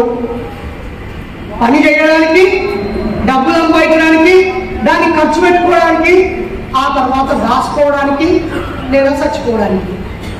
ఈ సమాజంలో ఉన్న మిగతా పశువులు జంతువులకి మనకి తేడా లేకుండా ఏర్పడించిన భారతదేశంలో మనిషికి జంతువుల నుంచి వేరైందే ఆలోచన శక్తితో. భాష అభివృద్ధి చెంది కమ్యూనికేషన్ డెవలప్ అయిపోయి భవిష్యత్తు గురించి ఆలోచించే అవగాహన ఉంది. మరి ఈ ఆలోచించే శక్తి ఉన్న మనిషి మెదడు తీసేసి ఇప్పుడు పెద్దలు పెడుతుంది మన ధర్మశాస్త్రము. మెదడు తీసి దేని పెడుతుంది? పెద్దలు పెడుతుంది.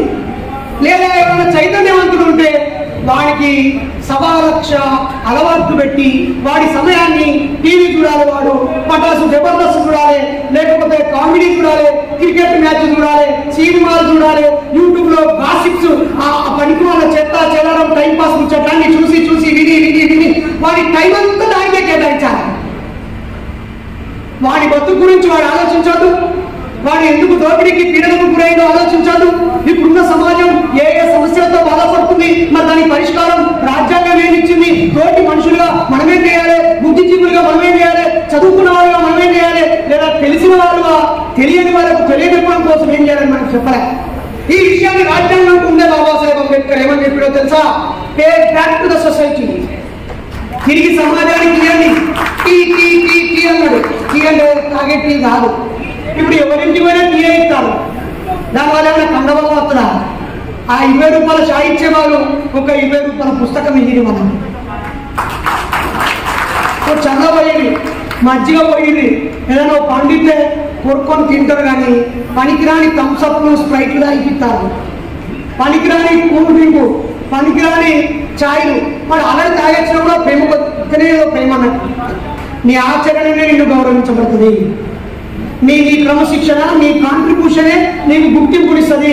నువ్వు యాక్టింగ్ చేస్తున్నావు, ఫోటో దిగుతున్నావు, లేకపోతే ఇక నువ్వు బాగా చూసుకుంటే ఆర్చుకుంటే ఎవరు గుర్తుండదు. ఇప్పుడు అన్నకు మీ అన్న 5,000 10,000 ఇచ్చిన వాళ్ళు గుర్తుండరు. నలుగురిని తీసుకొచ్చిన వాళ్ళు ఎవరో వాళ్ళు మాత్రమే గుర్తున్నారు. అరే ఈయన 10 మంది తీసుకొచ్చిండ్రా, అరే ఈయన పని చేసిండ్రా. పని ప్రజల్ని మొబలైజ్ చేసినటువంటి వ్యక్తులు మాత్రమే గుర్తుంటారు.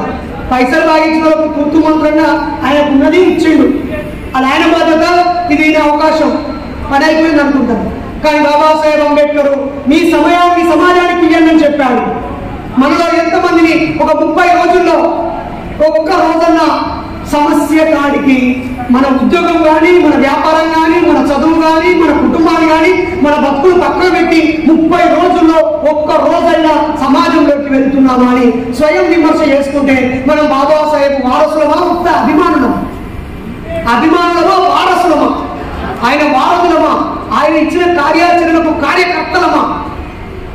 అంబేద్కర్ ఉద్యమాన్ని ముందుకు తీసుకుపోయే వాళ్ళమా, దూరం నుండి చప్పట్లు కొట్టి చూసి పాల్గొని చేసే వాళ్ళను అభినందించి ఆ న్యూస్ ను ఫార్వర్డ్ చేసేటోళ్ళం అనేది మనకు అర్థమవుతుంది. 30 రోజుల్లో ఒక్క రోజైనా 30 రోజులు గదే బెడ్లో, 30 రోజులు గదే బెడ్లో వంటివి, 30 రోజులు గదే ఇంట్లో ఉంటుంది, 30 రోజులు నీ ఇంట్లోనే ఉంటుంది. ఇక నువ్వు ఎట్లా అంబేద్కర్ ఇష్టమే? 30 రోజులు ఒక్క రోజు నువ్వు వేరే కదా వండుకోవాలి కదా, నీ అవసరం ఉన్న కాడికి నువ్వు ప్రయాణం చేయాలి కదా. ఏది ఇక పైసలు, టైము, టాలెంట్, ప్రెజెంట్, ఇక పైసల విషయానికి వస్తే ఇదంతా ఎట్లుంటే దున్నపోతుకేమో గడ్డేసి బర్రెకు పాలు విండి తప్పయా వస్తాయా? లేకపోతే బర్రెకు గడ్డేసి దున్నపోతుకు విండితే పాలు వస్తాయా? నువ్వు పాలు ఎక్కడ విండుతావు? అక్కడే గడ్డేయాలి కదా. మరి ఈరోజు మన ఆదాయము ఈ గ్రంథానికి ఇస్తాను. నేను తిడుతాను, ఏమనుకోకూడదు, మీ తమ్ముంది, నాకు 43 ఏళ్ళు. అసలు నేను ఇక్కడ ఉన్న 1000 మందిని అంటే రాములను ఏమంటారండి మన గొప్పోళ్ళు, ఎందుకంటే ప్రశాంతంగా తిట్లు తప్పించుకున్నారు, ఈ బాగా ఇల్లు తప్పించుకున్నారు, హాయిగా ఇంట్లోనే ఉన్నారు. ఈ 1000 మంది బాబాసాహెబ్ చెప్పిన పద్ధతిలో మీ పుట్టినరోజు, మీ పెళ్లి రోజు, మీ గృహప్రవేశము, మీ ఇంట్లో ఏదో ఒక మహాన్ జయంతో వర్ధంతో ఏదో ఒక్క ఫంక్షన్ మీ డబ్బుల్లో నుంచి మన బాబాజాల ప్రచార కార్యక్రమంగా ప్రత్యామ్నాయ సంస్కృతి రివల్యూషన్ అండ్ కౌంటర్ రివల్యూషన్ లో ఇచ్చినట్లా మీరందరూ ఆల్టర్నేట్ చేస్తే ఏడా తిరిగేలోపు మనందరం ఒక్కొక్క ఫంక్షన్ చేస్తే 1000 మీటింగులు అయిపోతాయి. ఈ ఆలోచనతో ఎన్ని మీటింగులు అయిపోతాయి? 1000 మీటింగులు జరుగుతాయి. కానీ మన ఊళ్ళో గల్లీకి మతవాద మీటింగులే జరగబట్టాయి. మనం కూడా అంబేద్కరిస్టులం కూడా మతవాదులు చూపించిన పద్ధతిలోనే పెళ్ళాయే, పుట్టినరోజాయే, పేరు పెట్టడమాయే, అన్నం ముట్టించడమాయే, తొట్లో వేస్తాయే, అక్షరాభ్యాసమాయే. होली फंक्शन लाए, सारी फंक्शन लाए, गृह फंक्शन लाए, बंडी नीचे पूजाए, కారు కొనుక్కుంటే పూజాయే, మొత్తం పండగలు పప్పాలు అన్ని ఆ మతానికి ఈ గ్రంథం చూపించినటువంటి ఎప్పుడో 50,000 సంవత్సరాల క్రితం ఒక రాక్షసుడిని ఒక దేవుడు పుట్టి వాడిని చంపినట. చంపితే ఈ దేవుడు గొప్పడేమై అందరు దేవుడు గొప్పడే. గట్టిగా ఒకసారి వాళ్ళున్న కాలంలో అనేది సౌండ్ మంచి మనుషులనే దేవుడు పుట్టి ఆ చెడ్డవాడైన రాక్షసుని చంపిడు. Very good. దేవుడు ఒకసారి చెప్పట్టుకుంటాడు. దేవుడు చిన్నవాడు. అరే 50,000 సంవత్సరాల క్రితము త్రేతాయుగము ద్వాపరయుగము ఏదో ఒక యుగంలో చెడ్డోని కంట్రోల్ చేసి ఒక దేవుడు గొప్పోడైన 50,000 సంవత్సరాల క్రితం మేలు చేసిన వ్యక్తికి ఈ రోజు మమ్మల్ని పండుగ చేయమంటాడు, ఈ రోజు ఆ దేవుడి పెళ్లి అంటాడు, ఈ రోజు ఆ దేవుడి పుట్టినరోజు అంటాడు, ఈ రోజు ఆయన థ్యాంక్స్ చెప్పంటాడు.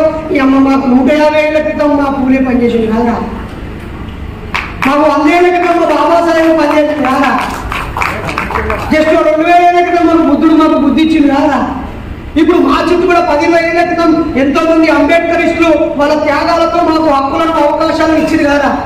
మరి 2000 సంవత్సరాల మా కోసం నేను చేసిన మా మహానుభావ పండుగలు మమ్మల్ని చేసుకొని 50,000 సంవత్సరాల క్రితం ఏదో కాలంలో ఏదో రాక్షసులను ఎవరో చంపితే ఆ పండుగ చేయమంటున్నారు. గది మనవాదని చెప్పే విషయము. కాబట్టి మన సంపదని మనువాద ప్రచారానికి ఖర్చు పెడుతున్నాము. మన సమయాన్ని మనువాదాన్ని ద్వేషించడానికో లేదా మనువాదాన్ని అనుకరించడానికో ఖర్చు పెడుతున్నాము. మన జ్ఞానాన్ని మనువాదంలో ఉన్న మంచిని వెతకడానికి పనిచేస్తున్నాము.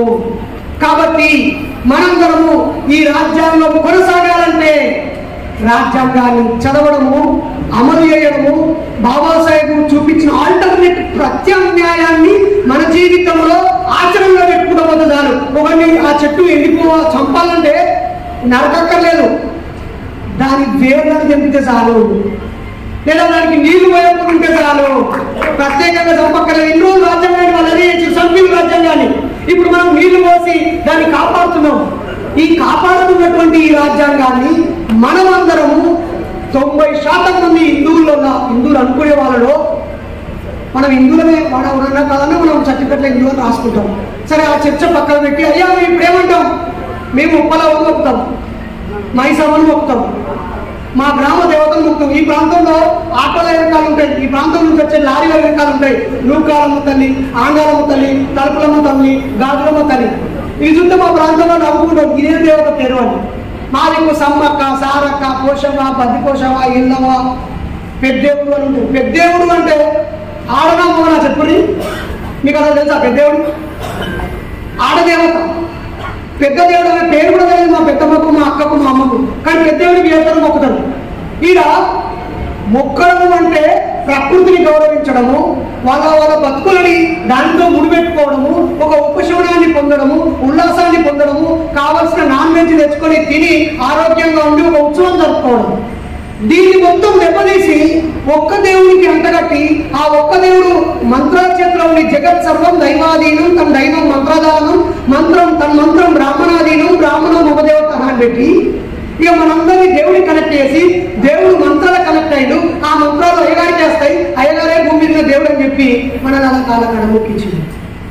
నిన్న పల్లిపాటి రాజాని వెంకటగిరి, అంతకుముందు నెల్లూరు జిల్లా, ఇప్పుడు అది తిరుపతి జిల్లాలో కలిపేది. వాళ్ళ కూతురు విప్లవ 4వ తరగతి చదివేప్పుడు అడిగింది, అంకుల్ మీరు తెలుగులో బాగా మాట్లాడతారా ఇంగ్లీష్లోనా అని. నేను బోత్ లాంగ్వేజెస్ చేస్తాను చెప్పాను. అప్పుడు ఆయన నన్ను క్వశ్చన్ ఏమడిగిందంటే ఈ దేవుళ్ళు ఏ భాషలో మాట్లాడుకుంటారు అని అడిగింది. ఆ దేవుళ్ళకు ఇంగ్లీష్ అర్థమైతే అంటే అర్థమైంది, తెలుగు అన్ని భాషలు అర్థమైతే దేవుళ్ళకి అని చెప్పినాడు. నేనే చెప్పాను మరి వాళ్ళు మాట్లాడుకుంటే ఏ భాషలో మాట్లాడుకుంటారని అడిగింది. క్వశ్చన్ అర్థమైందా? అంటే పిల్లలకు ఆలోచించే అవకాశం, ప్రశ్నించే అవకాశం ఇస్తే కల్పితాల పునాదుల మీద, భ్రమల పునాదుల మీద నిర్మించుకున్న చెత్త ఒక్కపోతుంది. కాబట్టి గుడ్డిగా అనుసరించడం ఆపేద్దాం, ఆలోచించడం మొదలు పెడదాం. అలాగే గౌరవనీయులు చంద్రబాబు నాయుడు గారికి ఈ వేదిక మీదుగా విన్నపం ఏమని, అయ్యా ఒకనాడు మీరు సెక్యులర్ వాదిగా అన్ని వర్గాల మనిషిగా ఉంటే అనేక సార్లు నిన్ను ముఖ్యమంత్రిని చేసిండు. మొన్నటికి మొన్న నిన్ను మళ్ళీ ముఖ్యమంత్రిని చేసింది ప్రజలు. మరి నువ్వు ఈ సమాజ తిరోగమనం వైపు మళ్లించేటువంటి వ్యవస్థకి అండగా నిలవడం మాలో చాలా మందికి నువ్వు ఇష్టమున్నా, టీడీపీ పార్టీ పట్ల అనుకూలత ఉన్నా, నువ్వు ఎవరితో ఉన్నావని ఆలోచించినప్పుడు మా మనసులో బాధ ఉంది. మరోసారి ఎన్నికలు వస్తే దయచేసి మతవాదితో నువ్వు దోస్తి కడితే అంబేద్కరిస్టులు నిన్ను పొందగలుగుతారని గుర్తుపెట్టుకో. అలాగే గౌరవనీయులు deputy CM Pawan Kalyan sir, నీకు లక్షల మంది ఫ్యాన్స్ ఉన్నారు. వాళ్ళు టిక్కెట్ల కూడా అంగీకరించుకోవడం, నువ్వు వస్తే ఉనికి నీ వెనుకాల వచ్చడం రాదు. వాళ్ళందరినీ అభిమానులను కార్యకర్తలుగా మార్చుకొని కార్యకర్తలను సమాజ సమస్య మీద స్పందించే వ్యక్తులుగా తీర్చిదిద్దు. కేవలం వాళ్ళందరినీ నీ అభిమానులుగా ఉంచితే ఒక అభిమాని అయిన నేను, ఒక చిరంజీవి అభిమాని అయిన నేను, ఒక పవన్ కళ్యాణ్ అభిమాని అయిన నేను నీ నటనకు అభిమానిని. నువ్వు నటన బాగా చేస్తున్నావు అనుకుంటే పరిపాలనలో కూడా నువ్వు నటన చేస్తే నీ అభిమానులుగా ఎట్లుంటావు? నువ్వు ఫ్యాన్స్ కోసం పనిచేయడం పక్కన పెట్టి పవర్ కోసం పనిచేసినప్పుడు నీకు కూడా నీ అభిమానులు తిరగబడే రోజు వస్తుంది. నీ అభిమానులు నీ అభినయానికి, నీ మంచితనానికి, నీ స్టైల్కి ఫ్యాన్స్ అయ్యారు.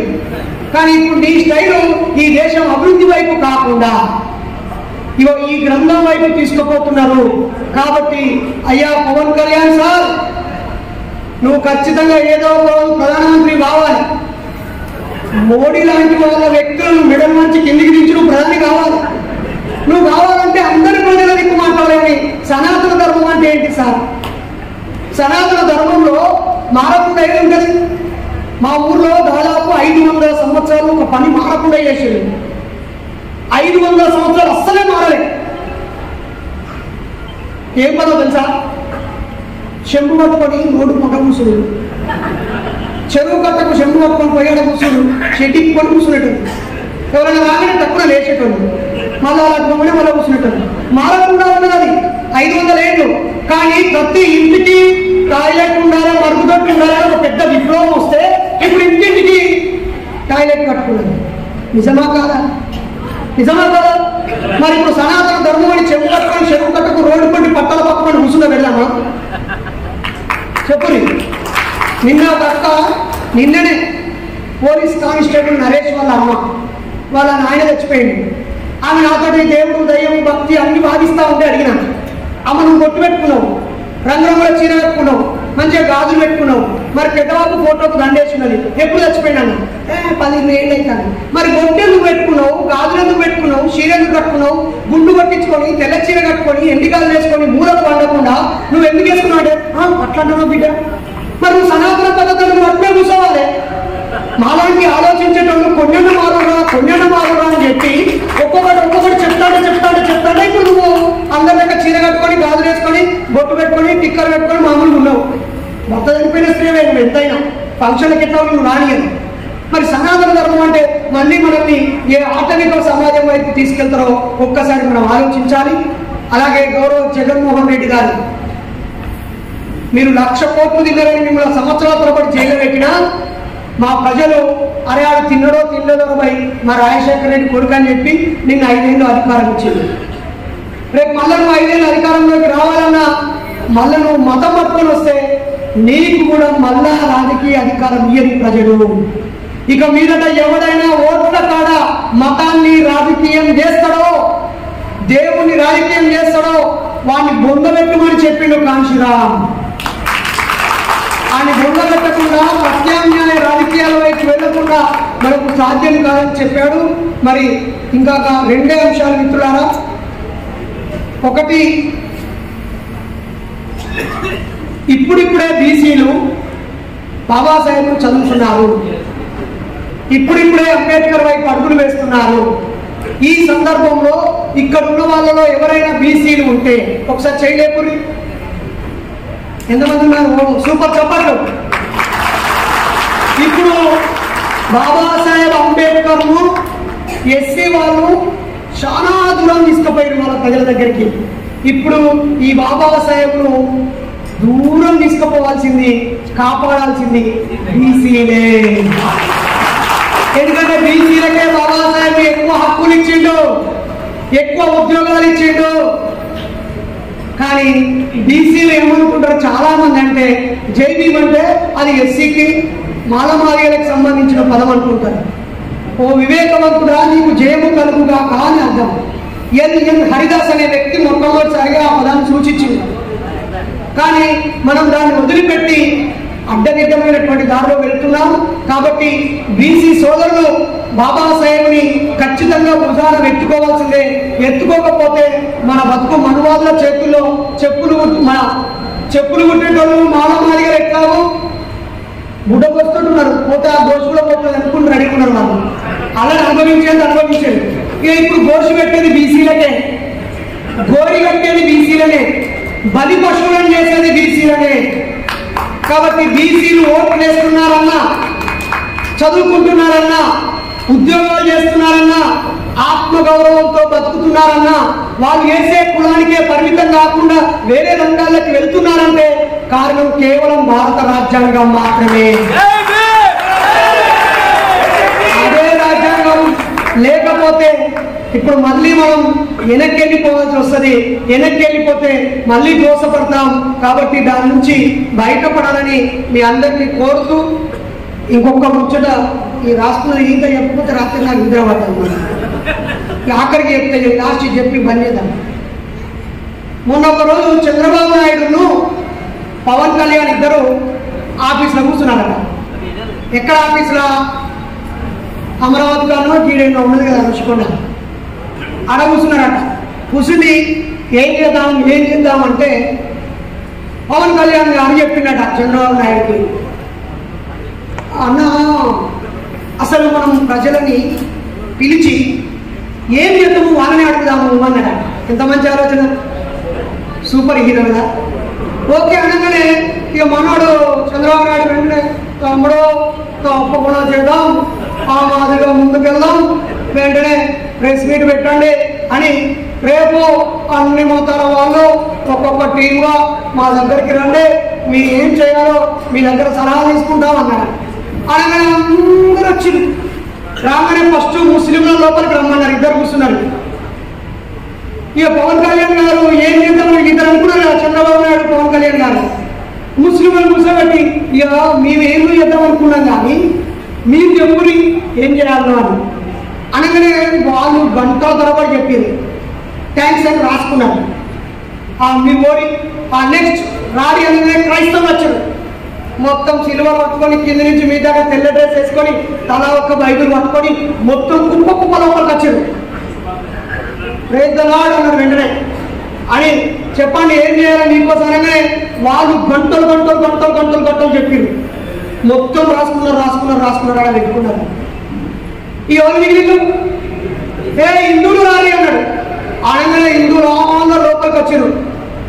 ఏం చేయాలి ఎప్పుడు అనగానే వాళ్ళు చెప్తే రాసుకున్నాడు.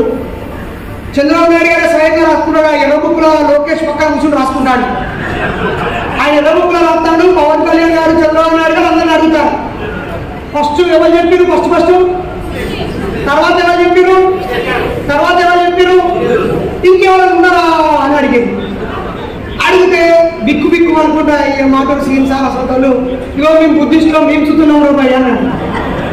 ఆయన రాని మీరు అనగానే వీళ్ళు అందరు లోపలికి వచ్చారు. వచ్చి మీ సంగతి చెప్పమంటే వీళ్ళు ఎవరు మాట్లాడుతున్నారు, మీ సంగతి చెప్పు అనగానే ఒక్క వ్యక్తి లేచి మేము మీకు ఏమేమో అడుక్కునేటోళ్ళు కాదు, మీరు ఇచ్చేటోళ్ళు కాదు, ఇగో దీన్ని అమలు చేయండి సార్ అని చెప్పండి.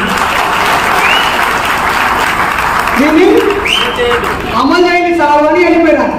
కానీ వీళ్ళు అనుకునేటోళ్ళు కాదా, వీళ్ళకేమైనా సపరేట్ కమిషన్ పెడదామా, ఎస్సీ ఎస్టీ సప్లాన్ పెడదామా, లోన్ పెడదామా, ఏదో చేసి వీళ్ళు ఓట్లు మనం గుంజుకోవాలని మనం అనుకుంటే అమ్మ వీళ్ళు శక్తుడు కొట్టినట్టు ఇక పడేసిపోయిందా అని వాళ్ళు గుసగుస అనుకున్నాక అప్పుడే ఇక్కడ ఎమ్మెల్యే ఎంపీ ఎవరు ఉన్నారా?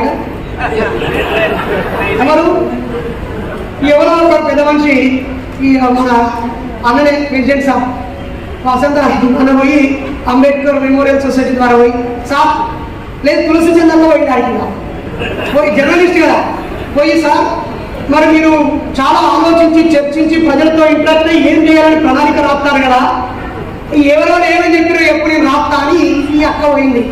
పక్కపంటి మా బాబా చంద్రబాబు బుక్ పట్టుకొని కడిమడ టీచర్ దాన్ని రోజు ఇక చెప్పండి సార్ అనగానే అప్పటికి ఇక గురువు ఎదుగుతాను పవన్ కళ్యాణ్. ఈ దొంగ నా గురించి అడ్డదిడ్డంగా ఎక్కింది. చంద్రబాబు నాయుడు మరి ఏం తప్పు చేసినా ఈ ప్రైవేటు యూనివర్సిటీలు పీపీపీ సారీ సార్ ఒక్కడి అయిపోయింది.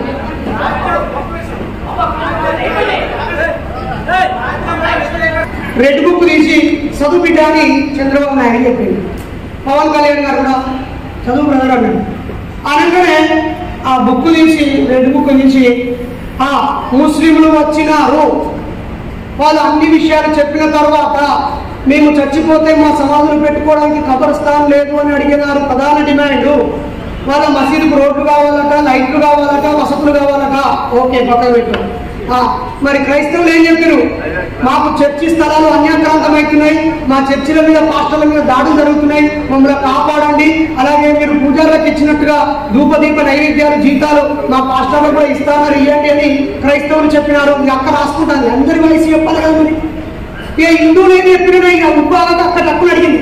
ఆ హిందువులు మస్తు చెప్తున్నారు. ఏం చెప్పారంటే వాళ్ళు మాకు ప్రతి గ్రామంలో రామాలయము కావాలను, ప్రతి వీధి వినాయకుడికి మండపము కావాలను, పూజారులకు ఇప్పుడు ఇస్తున్న 15,000 కాకుండా 30,000 జీతం రావాలను అని చెప్పింది. అప్పుడు ఈ అక్క ఎంకొద్ది అడిగింది, అదేంటి వీళ్ళందరూ మెజారిటీ ప్రజలు హిందువులే ఉన్నారు కాబట్టి హిందూ ప్రతినిధులు వచ్చి ఓ నాయన మా దాంట్లో 5-10% మంది పూజా భక్తి ఉన్నవాళ్ళు ఎవరి పూజ వాళ్ళు చేసుకుంటారు, మిగతా ప్రజలందరికీ విద్య ఉద్యోగము సమానత్వము లేదా వాళ్ళ భక్తులు బాగుపడే విషయాలు హిందువులు చెప్పలే, లేదా అల్వారం చర్చకు వస్తున్నారు కదా వాళ్ళ భక్తులు బాగుపడడం కోసం ఏం చేయాలో క్రైస్తవులు చెప్పలే, లేదా ప్రతిరోజు 5 సభల మధ్యతరు ముస్లింలు చెప్పలే. వీళ్ళు మతానికి ప్రతినిధులు, దేవుడి కోసం దేవుడి సేవ గురించి మత రక్షణ గురించి మతానికి ఏం చేయాలో అడిగింది తప్ప ఈ సమాజానికి ఏం కావాలా మతాన్ని నమ్మే ప్రజలకు ఏం కావాలని ఎవరు చెప్పలేదు. సమాజం మొత్తానికి ఏం కావాలా బుద్ధిస్టులు, అంబేద్కరిస్టులు, ప్రజాస్వామికవాదులు, వామపక్ష బిడ్డలు, అంబేద్కరిస్టులు ఎర్ర జెండా నీలి జెండా నల్ల జెండా వాళ్ళు మాత్రమే చెప్పారు. మతాన్ని దేవుణ్ణి కులాన్ని దేవుడిలో పెట్టుకున్నవాడు ఆ కులం కోసం ఆ మతం కోసం ఆ దేవుడి కోసం ఆలోచిస్తాడు తప్ప ప్రజల కోసం ప్రజాస్వామ్యం కోసం అంతరించిపోతున్న హక్కుల కోసం దోపిడీ పీడనకు గురవుతున్నటువంటి జాతుల హక్కుల కోసం వాడు ఎవడు మాట్లాడడు. ఇదే గిరిజన ప్రాంతంలో భాగమని వాడు గుర్తించడు. ఆ గిరిజన ప్రాంతంలో చర్చి కట్టాలని చూస్తాడు, లేదా రోడ్డు మీద ఆ వినాయకుడికి హనుమంతుడు బొమ్మ పెట్టాలని కోరుకుంటాడు తప్ప అక్కడి భక్తుల్లో వెలుగు నింపాలి, వాళ్ళకున్న ప్రత్యేక హక్కుల ద్వారా ఆ భూమి మీద హక్కుల ద్వారా వాళ్ళ వనమధ్య హక్కుల ద్వారా వాడిని మనిషిగా చూడాలని చెప్పదు. కాబట్టి ప్రియమైన మిత్రులారా రాజ్యాంగం ఉండదు. మొన్ననే దాన్ని నామరూపాలు లేకుండా చేద్దామన్నప్పుడు అన్ని పార్టీలు వాళ్ళ వ్యక్తిగత పట్టింపులు పక్కన పెట్టి రాహుల్ గాంధీ వెనకాల నిలబడడం వల్ల దెబ్బ కొడితే దుఃఖిన పాము తలకిందికే చచ్చిపోయి ఉంది. ఇప్పుడు నెక్స్ట్ ఎన్నికల్లో మతాన్ని దేవుణ్ణి ఆసరాగా చేసుకొని ఈ రాజ్యాంగాన్ని బొందబెట్టే శక్తులు కనుక అధికారంలోకి వస్తే రాత్రికి రాత్రి ఈడబ్ల్యూఎస్ చట్టం తెచ్చినట్టుగా ఈ చట్టం స్థానంలో మళ్ళీ మనవాదం వస్తుంది. అప్పుడు మనకు ఫుల్ గిరాకీ ఉంటుంది. ఇప్పుడు మంచిగా ఏసీలలో ఉండి ఉద్యోగాలు చేసుకుంటా ఎప్పుడు ఆదివారము లేదా ఒక్కసారి ఇక్కడికి వస్తారు కదా, అప్పుడు మనం రోజు కలిసిపోతున్నాం రోడ్ల మీద. ఓకేనా? మరి ఆ రోజు త్వరగానే వస్తుందని అది రాకుండా ఉండాలంటే మతాన్ని కాపాడే వాటికి కట్ చేసి మన భావాన్ని పెంచే వైపుగా మనం నీళ్లు పోసుకుంటూ ఒక్కొక్కరు ఆయన కార్యకర్తలుగా ఉండి రాజ్యాంగ బోధకులుగా మారాలని మీ అందరినీ కోరుతూ ఆ క్రమంలో నేను కూడా మీ తమ్ముడిగా మీ సోదరుడిగా అందుబాటులో ఉంటానని తెలియజేస్తూ జై భీమ్ జై హింద్.